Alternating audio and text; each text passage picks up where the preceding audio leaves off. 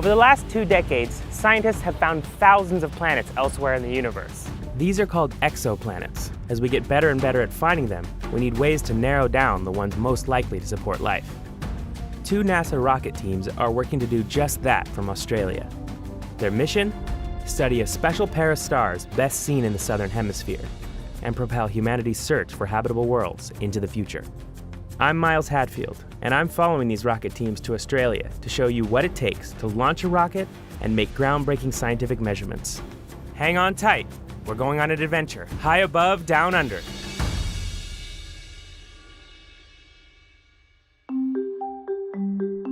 Earth is packed with life. But some environments are more habitable than others. So what makes an environment, or a planet, a good place for life to thrive? Well, one thing is water! And in fact, that's what the search for life elsewhere in the universe has focused on so far. Finding planets where water can exist in liquid form. There's a region around every star that scientists call the Goldilocks zone. A planet in this zone has the right temperature for water to remain liquid. Too close, and the water will evaporate away. Too far, and it'll freeze. The distance has to be just right. This zone has been the basis for the search for habitable worlds. But just because a planet is inside the Goldilocks zone doesn't mean it can sustain life. Take, for example, the closest known exoplanet to Earth at just 4.2 light years away. It's located in the Goldilocks zone, but scientists think the star's frequent eruptions might have blown away any atmosphere the planet might have had. In other words, the Goldilocks zone is just a first guess. To truly tell whether an exoplanet is habitable, we need to look at the star it's orbiting. Unfortunately, we can't just observe a planet and understand it at face value. We have to understand it in the context of what its parent star is giving it. So scientists have been collecting data from different types of stars to learn how they affect their planets. We would like to be able to create a menu of star-planet possibilities that our future missions can draw from and prioritize the most promising places to find habitable environments.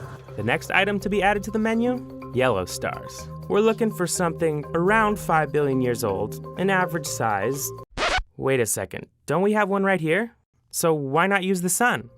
We've thought that our sun is the prototype for kind of 5 billion year old average yellow stars. What we've learned recently is that our sun is actually quite inactive for a 5 billion year old yellow star. Typical Earthling behavior, really, thinking we're the example for the entire universe.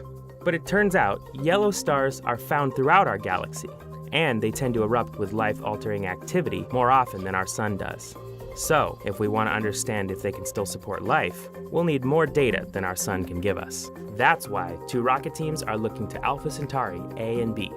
The reason why we're targeting Alpha Centauri is that it's our nearest solar twin. So in many, many ways, it's just like the sun. It has almost the same mass, it's a very similar age, and it's nearby, which is always great.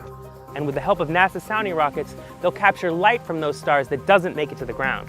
This range of highly energetic ultraviolet light has never been measured before for these stars. Even small differences in this UV light from a star can determine whether a nearby planet can support life or not. But the Alpha Centauri system isn't visible from most places in the US. It's best studied from the southern hemisphere.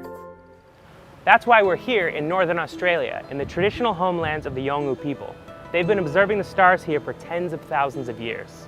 I'm here with 2 rocket science teams, Sistine and Deuce, and a crew of about 50 NASA engineers, rocket specialists, and support staff. In partnership with Equatorial Launch Australia and the Gumatch Corporation, they've created an entire rocket range from scratch to help the scientists achieve their goals.